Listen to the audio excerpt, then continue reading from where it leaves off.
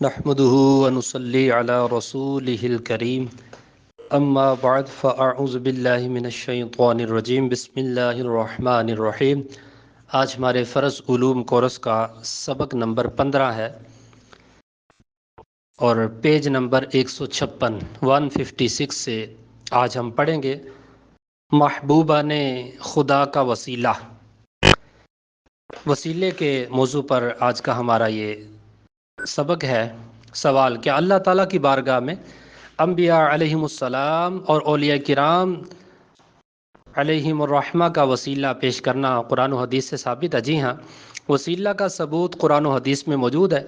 اس پر کچھ دلائل درج ذیل ہیں۔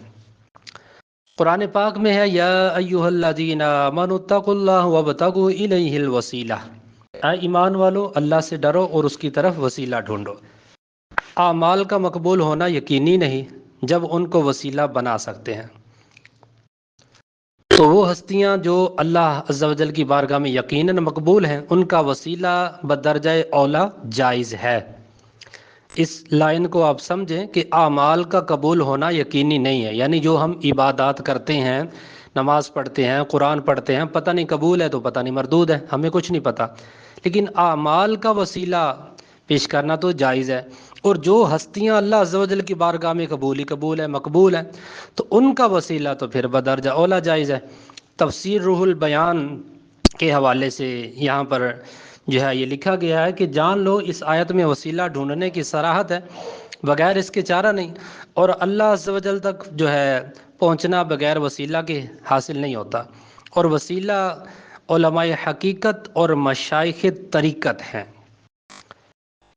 علماء حقیقت جو حقیقی علماء ہیں، اور مشائخ طریقت جو مشائخ ہیں طریقت میں، صحیح ایک نمبر قسم کے بندے،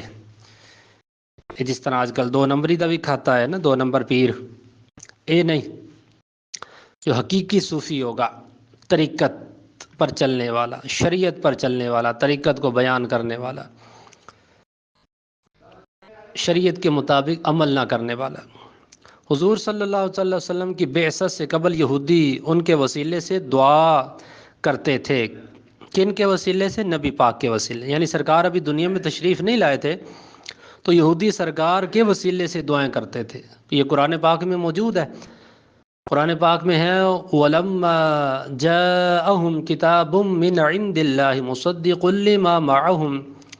وَكَانُوا مِن قَبْلُ يَسْتَفْتِحُونَ عَلَى الَّذِينَ كَفَرُوا۔ ترجمہ: اور جب ان کے پاس اللہ کی وہ کتاب یعنی قرآن پاک آئی جو ان کے ساتھ والی کتاب تورات کی تصدیق فرماتی ہے، اور اس سے پہلے وہ اس نبی کے وسیلے سے کافروں پر فتح مانگتے تھے۔ سبحان اللہ، کتنی شان ہے ہمارے سرکار کی کہ ابھی دنیا میں نئی تشریف لائے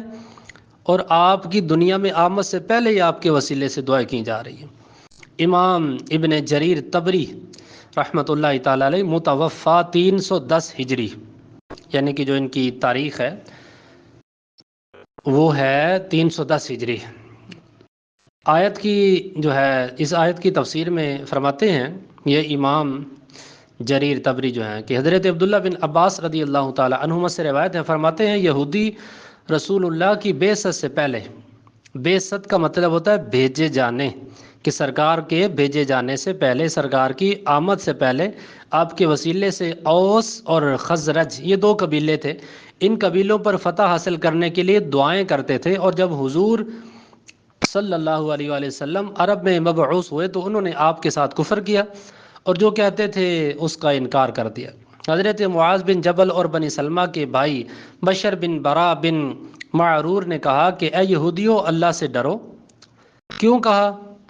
کیونکہ پہلے تو ظاہر ہے وہ ان کا وسیلہ دیتے تھے، کہا اللہ سے ڈرو، اسلام قبول کر لو۔ تم محمد مصطفیٰ کے وسیلے سے ہم پر فتح مانگتے رہتے تھے، ہم پر فتح مانگتے رہے ہو، اور اس وقت ہم مشرک تھے اور تم ہمیں بتاتے تھے کہ وہ مبعوث ہونے والے ہیں اور ہمیں ان کی صفات بیان کرتے تھے، یعنی پہلے تو تم ہمیں بتاتے تھے لیکن اب تم خود بگڑ چکے ہو۔ اللہ تعالیٰ فرماتا ہے وَلَوْ أَنَّهُمْ إِذْ ظَلَمُوا أَنفُسَهُمْ جَاءُوكَ فَاسْتَغْفَرُوا اللَّهَ وَاسْتَغْفَرَ لَهُمُ الرَّسُولُ لَوَجَدُوا اللَّهَ تَوَّابًا رَحِيمًا۔ ترجمہ: اگر وہ اپنی جانوں پر ظلم کر بیٹھیں تو اے محبوب آپ کی بارگاہ میں آ جائیں اور اللہ تعالیٰ سے معافی چاہیں، اور رسول بھی ان کے لیے استغفار کریں تو اللہ تعالیٰ کو بخشنے والا مہربان پائیں گے۔ اب یہاں بھی دیکھیں سرکار کی بارگاہ میں حاضری کا کہا جا رہا ہے، تو جب سرکار کا وسیلہ پیش ہوگا سرکار کے وسیلے سے پروردگار کرم فرما دے گا۔ امام قرطبی رحمۃ اللہ تعالی علیہ متوفہ 671 ہجری ہے ان کی، کہ اس آیت پاک کے تحت یہ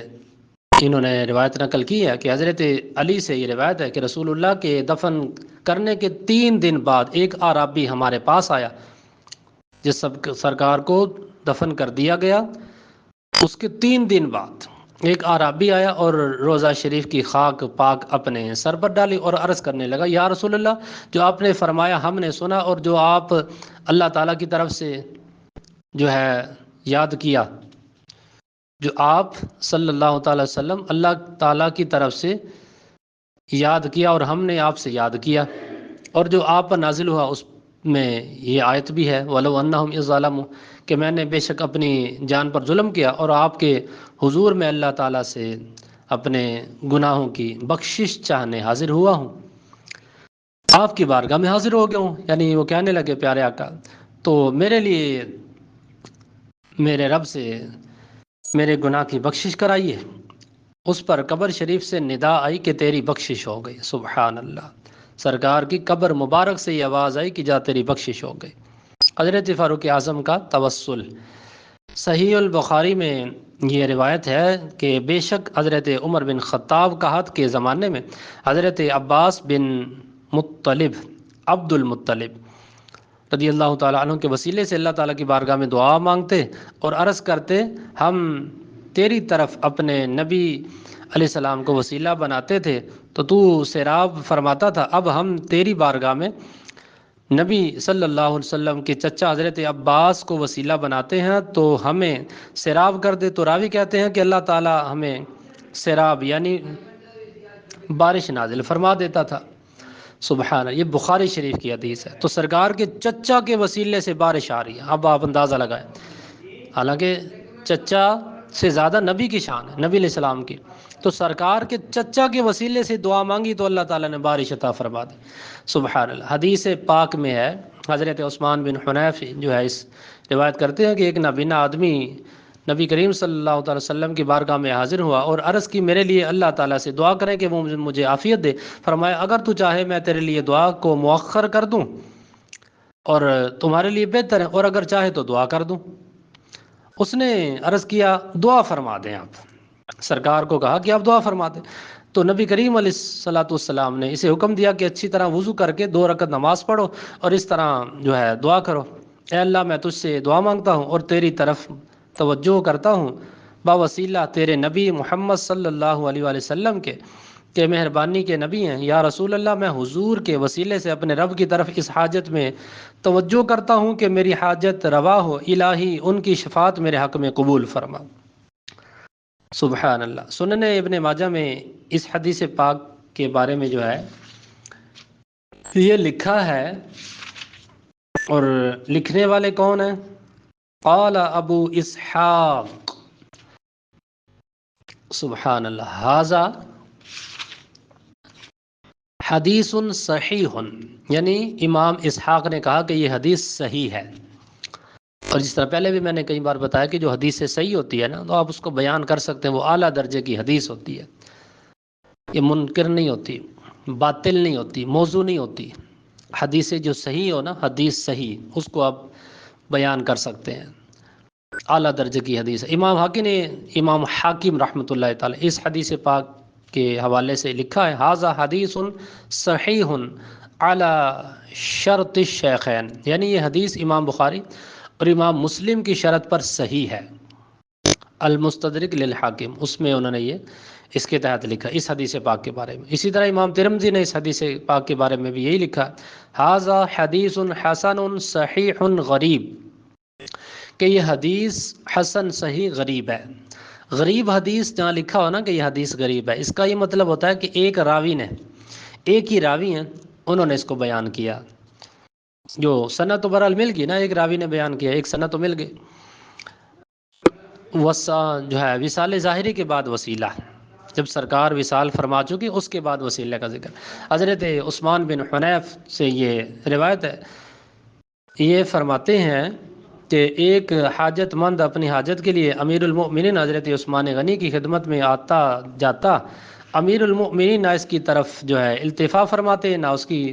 حاجت پر نظر فرماتے۔ اس نے عثمان بن حنیف رضی اللہ تعالیٰ عنہ سے اس امر کی شکایت کی کہ انہوں نے فرمایا وضو کر کے مسجد میں 2 رکعت نماز پڑھ پھر دعا مانگ، الہی میں تجھ سے سوال کرتا ہوں تیری طرف اپنے نبی محمد صلی اللہ تعالیٰ علیہ وآلہ وسلم کے وسیلے سے توجہ کرتا ہوں، یا رسول اللہ میں حضور کے توسل سے اپنے رب کی طرف متوجہ ہوتا ہوں کہ میری حاجت روا فرمائیے اور اپنی حاجت ذکر کر پھر شام کو میرے پاس آنا کہ میں بھی تیرے ساتھ چلوں۔ حاجت نے یعنی حاجت مند نے کہ ابھی وہ صحابی جو ہے کبار تابعین سے تھے، یعنی یوں ہی کیا پھر جس طرح وہ اوپر بیان کیا گیا، جس طرح بتایا گیا تھا ان کو، ابھی انہوں نے یوں ہی کیا کہ پھر آستان خلافت پر حاضر ہوئے، دربان آیا، جو پرانے زمانے میں دربان کھڑے ہوتے تھے، تو دربان آیا اور ہاتھ پکڑ کر امیر المؤمنین کے حضور لے گیا۔ امیر المؤمنین نے اپنے ساتھ مسند پر بٹھا لیا، مطلب پوچھا، عرض کیا، فوراً روا ارشاد فرمایا، فوراً جو ہے وہ روا ارشاد فرمایا اور جو ہے ارشاد کیا، اتنے دنوں میں اس وقت اپنا مطلب بیان کیا، پھر فرمایا جو حاجت تمہیں پیش آیا کرے، جو حاجت تمہیں پیش آیا کرے، یعنی کوئی بھی معاملہ بنے تو ہمارے پاس چلے آیا کرو۔ یہ صاحب وہاں سے نکل کر عثمان بن حنیف سے ملے، کہا اللہ تعالیٰ تمہیں جزائے خیر دے، امیر المؤمنین میری حاجت پر نظر اور میری طرف توجہ نہ فرماتے تھے، یہاں تک کہ آپ نے ان سے میری سفارش کی۔ عثمان بن حنیف نے فرمایا خدا کی قسم میں نے تو تمہارے معاملے میں امیر المؤمنین سے کچھ بھی نہ کہا، مگر ہوا یہ ہے کہ میں نے سید عالم صلی اللہ تعالیٰ علیہ وآلہ وسلم کو دیکھا کہ حضور کی خدمت اقدس میں ایک نابینا حاضر ہوا، اور نابینا کی یعنی شکایت کی نابینا ہونے کی کہ میں نابینا ہوں، کہ حضور نے یوں ہی ان سے ارشاد فرمایا کہ وضو کر کے 2 رکعت نماز پڑھ پھر یہ دعا کر۔ خدا کی قسم ہم اٹھنے بھی نہ پائے تھے کہ باتیں کر رہے تھے، ابھی ہم باتیں کر رہے تھے کہ وہ ہمارے پاس آیا، گویا کبھی وہ اندھا نہ ہوا تھا، سبحان اللہ، یعنی بالکل اس کی بینائی ٹھیک ہو گئی۔ اللہ اکبر۔ اور اس حدیث پاک کے تحت، یہ جو حدیث ہم نے پڑھی ہے نا، امام منذر اس حدیث پاک کے تحت فرماتے ہیں قول الطبرانی، یعنی امام طبرانی نے بھی اس کو لکھا، بعد ذکر ترقی والحدیث صحیح، امام طبرانی نے اس کے ترک ذکر کرنے کے بعد کہا کہ یہ حدیث صحیح ہے، سبحان اللہ۔ ترک حدیث یہ ہوتا ہے کہ جو راوی ہوتے ہیں، یہ جو چین چلتی ہے، سند چلتی ہے کہ ان سے فلاں نے بیان کیا، فلاں سے فلاں نے روایت کیا، پھر ان سے آگے دوسرے نے روایت کیا، پھر تیسرے نے روایت کیا، تو یہ ترک ہوتے ہیں، جس طرح یہ سلسلہ آگے چلتا ہے وہ سند کا، چین آگے چلتی ہے وہ صحابہ کی۔ لکھا ہوتا نا اکثر حدیث میں آپ نے دیکھا ہوگا کہ عثمان نے بیان کیا، عثمان سے عبداللہ نے بیان کیا، اس طرح ہم سے انہوں نے بیان کیا، ہم سے انہوں نے بیان کیا، اس طرح لکھا ہوتا ہے، تو یہ چین ہوتی ہے یہ راویوں کی جنہوں نے اس کو روایت کیا ہوتا ہے، تو یہ ترک ہوتے ہیں۔ آگے ایک نیا موضوع شروع ہو رہا ہے، نور و بشر، یہ بھی بہت ہی اہم ترین موضوع ہے۔ اختلافی جو مسائل ہیں، لوگ بہت زیادہ اختلاف کرتے ہیں، اس طرح اعتراضات کرتے ہیں۔ اللہ تعالیٰ نے سب سے پہلے کس چیز کو پیدا کیا؟ یہ سوال ہے۔ جواب، اللہ تعالیٰ نے سب سے پہلے حضور اکرم صلی اللہ تعالیٰ علیہ وآلہ وسلم کے نور کو تخلیق فرمایا، سرکار کے نور کو پیدا کیا گیا۔ یہ مضمون کس حدیث میں موجود ہے؟ جواب، امام مالک کے شاگرد اور امام احمد بن حنبل رضی اللہ تعالیٰ عنہ کے استاذ اور امام بخاری و امام مسلم کے استاذ الاستاذ حافظ الحدیث عبد الرزاق ابو بکر بن حمام نے اپنی مصنف میں جو ہے روایت بیان کی ہے کہ حضرت جابر رضی اللہ تعالیٰ عنہ سے روایت ہے، فرماتے ہیں کہ میں نے نبی کریم صلی اللہ تعالیٰ علیہ وآلہ وسلم سے پوچھا کہ اللہ تعالیٰ نے سب سے پہلے کس چیز کو پیدا فرمایا؟ تو آپ نے فرمایا، اے جابر، اللہ تعالیٰ نے سب سے پہلے تیرے نبی کے نور کو پیدا فرمایا۔ سبحان اللہ، سب سے پہلے تیرے نبی کے نور کو پیدا کیا گیا، یعنی نبی پاک کے نور کو۔ شیخ عبدالحق محدث دہلوی رحمۃ اللہ تعالی علیہ متوفہ، ان کی جو تاریخ ہے وہ ہے 1052 ہجری۔ مدارج النبوت جو مترجم اس کا پیچھے میں نے ذکر کیا تھا، تو اس میں یہ نقل کرتے ہیں کہ صحیح حدیث میں وارد ہے کہ اللہ تعالیٰ نے سب سے پہلے میرے نور کو پیدا فرمایا، یعنی سرکار نے فرمایا کہ اللہ تعالیٰ نے سب سے پہلے میرے نور کو پیدا فرمایا۔ امام اہل سنت مجدد دین و ملت الشاہ امام احمد رضا خان رحمۃ اللہ تعالی علیہ حدیث جابر، اس کو حدیث جابر بھی کہتے ہیں، کہ مصنف عبد الرزاق کے حوالے سے نقل کرنے کے بعد فرماتے ہیں، یعنی اعلیٰ حضرت نے اس حدیث پاک کو نقل کیا، پھر اس پر دلائل لکھے کہ یہ حدیث امام بہقی نے بھی دلائل النبوہ میں اسی طرح روایت کی۔ اجلہ ائمہ الدین مثل امام قسطلانی مواہب الدنیا اور امام ابن حجر مکی، ایک ہے نا امام حجر اسقلانی اور ایک ہے امام حجر مکی، افضل القرا، اسی طرح علامہ فاسی مطالع المسرات اور علامہ زرقانی شرح مواہب، یہ جو بڑی زبردست کتاب ہے زرقانی، اور اس کی شرح ہے اردو شرح بھی اب یہ مل جاتی ہے، اور علامہ دیار بکری خمیس شیخ محقق، یعنی شیخ محقق شیخ عبدالحق محدث دہلوی رحمۃ اللہ تعالی علیہ مدارج النبوہ وغیرہ میں اس حدیث سے اسناد اور اس پر تعویل و اعتماد فرماتے ہیں۔ بالجملہ اس روایت کو تلقی امت بالقبول کا منصب جلیل حاصل ہے، تو بلا شبہ حدیث حسن صالح مقبول معتمد ہے۔ تلقی علماء جو ہے قبول وہ شے عظیم ہے جس کے بغیر ملاحظہ سند کی حاجت نہیں رہتی، بلکہ سند ضعیف بھی ہو تو حرج نہیں ہے۔ دیکھیے اعلیٰ حضرت نے اس پر کتنا کلام کیا، باقاعدہ اس کی تخریج بیان کی، تو آپ اس حدیث پاک کو جو ہے ڈنکے کی چوٹ پر بیان کر سکتے ہیں، اعلیٰ درجے کی حدیث ہے یہ۔ اور یہ تو امام اہل سنت جو ہے فرما رہے ہیں نا، جو دیوبندیوں کا اشرف علی تھانوی ہے، اس نے اس روایت کو نقل کیا، جو اس کی کتاب ہے نشر الطیب، اس میں بھی یہ روایت موجود ہے نور کے حوالے سے، یعنی نبی علیہ الصلوۃ والسلام کی نورانیت کے حوالے سے۔ سوال: کیا قرآن مجید میں بھی کسی مقام پر نبی کریم صلی اللہ تعالیٰ علیہ وسلم کو نور کہا گیا؟ جواب: جی ہاں، اللہ تعالیٰ قرآن مجید میں ارشاد فرماتا ہے قد جاءکم من اللہ نور و کتاب مبین، یقیناً آیا تمہارے پاس اللہ کی طرف سے نور اور روشن کتاب۔ اچھا، یہ جو آیت کریمہ ابھی میں نے پڑھی ہے سورۃ المائدہ ہے، آیت نمبر ہے یہ 15۔ تو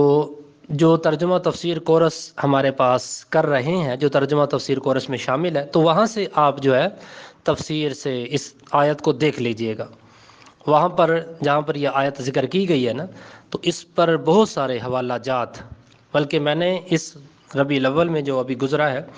اس آیت کے تحت 3-4 جگہ پر بیان کیا، اسی صراط الجنان سے تیاری کر کے، تفسیر صراط الجنان سے یہ آیت مبارکہ، اس کی تفسیر،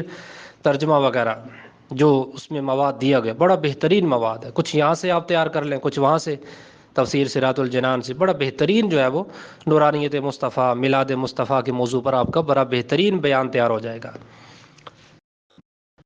جمہور مفسرین کے نزدیک اس آیت میں نور سے مراد نبی کریم صلی اللہ تعالیٰ علیہ وسلم کی ذات گرامی ہے۔ حضرت ابن عباس رضی اللہ تعالیٰ عنہما فرماتے ہیں قد جاءکم من اللہ نور، یعنی محمد صلی اللہ تعالیٰ وسلم تمہارے پاس اللہ کی طرف سے نور، یعنی محمد صلی اللہ تعالیٰ علیہ وسلم تشریف لائے،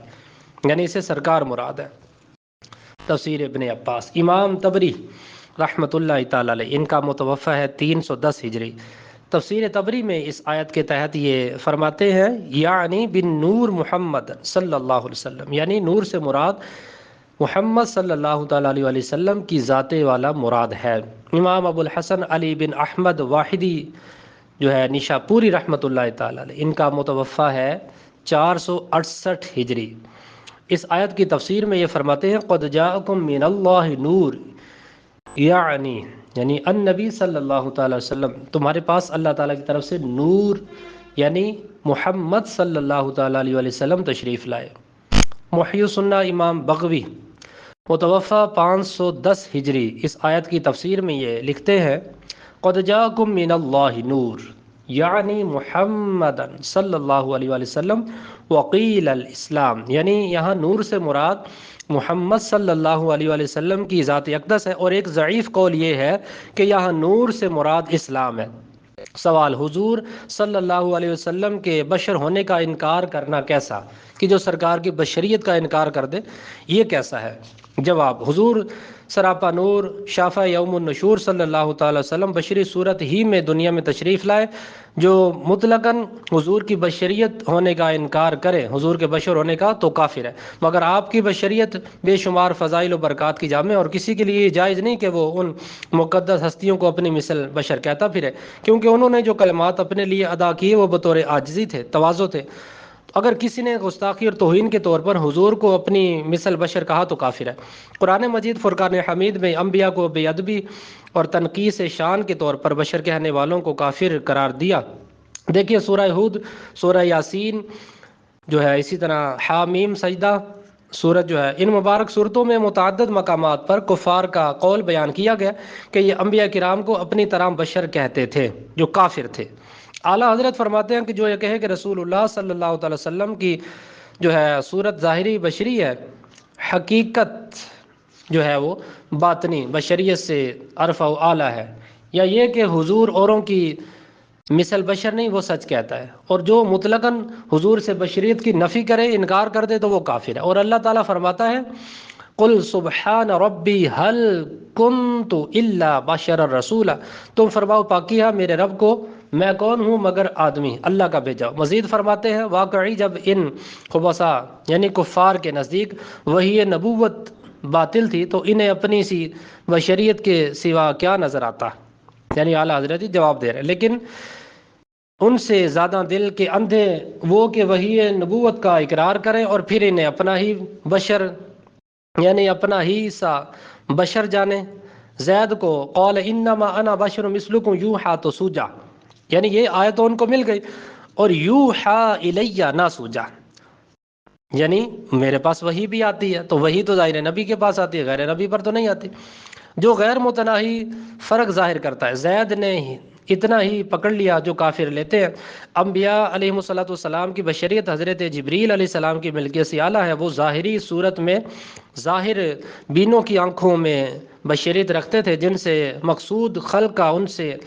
انس حاصل کرنا اور ان سے فیض پانا، ولہذا ارشاد فرماتا ہے وَلَوْ جَعَلْنَاهُ مَلَكًا لَجَعَلْنَاهُ رَجُلًا وَلَلَبَسْنَا عَلَيْهِ مَا يَلْبِسُونَ، اور اگر ہم فرشتوں کو رسول کر کے بھیجتے تو ضرور اسے مرد ہی کی شکل میں بھیجتے، اور ضرور انہیں اسی شبیہ میں رکھتے جس دھوکہ میں اب ہے۔ ظاہر ہوا کہ انبیاء علیہ الصلوۃ والسلام کی ظاہری صورت دیکھ کر انہیں اوروں کی مثل سمجھنا، ان کی بشریت کو اپنا سا جاننا، ظاہر بینوں کو اور باطنوں کا دھوکہ ہے، یہ شیطان کے دھوکے میں پڑے ہیں۔ ان کا کھانا پینا سونا یہ افعال بشری اس لیے نہیں کہ وہ ان کے محتاج ہے۔ اللہ اکبر، میں تمہاری طرح بشر نہیں، یہ سرکار فرماتے ہیں میں اپنے رب کے ہاں رات بسر کرتا ہوں، وہ مجھے کھلاتا بھی ہے اور مجھے پلاتا بھی ہے۔ ان کے یہ افعال بھی اقامت سنت و تعلیم امت کے لیے تھے کہ ہر بات میں طریقہ محمودہ لوگوں کو عملی طور سے دکھائیں۔ سرکار کی جو ہے حکمت ہے، جو کوئی بھی سرکار کا قول فعل اس میں حکمتیں ہیں۔ مزید اس حوالے سے جو ہے بیان انشاءاللہ آگے ہم سنیں گے۔ اللہ تعالی ہمیں عمل کی توفیق عطا فرمائے۔ وما علینا الا البلاغ المبین۔